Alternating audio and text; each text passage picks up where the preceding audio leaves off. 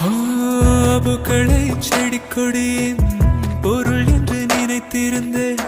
பூவை உன்னை பார்த்த பின்னே பூக்களின் மொழி அறிந்தேன்.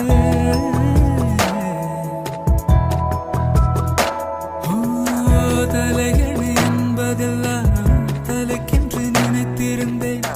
தலைவனை பிரிகையிலே தலையணை துணை எறிந்தேன். தீப்பந்தம் போன்றவன் நான் தீபம் என்று ஆகிவிட்டேன்.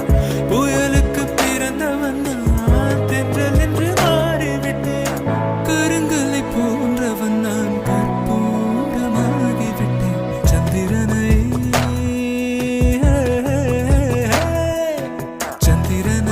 தொட்டது யாராம் ஸ்ட்ராங்கா, அடியான் ஸ்ட்ராங்கா, சத்தியமாய் தொட்டது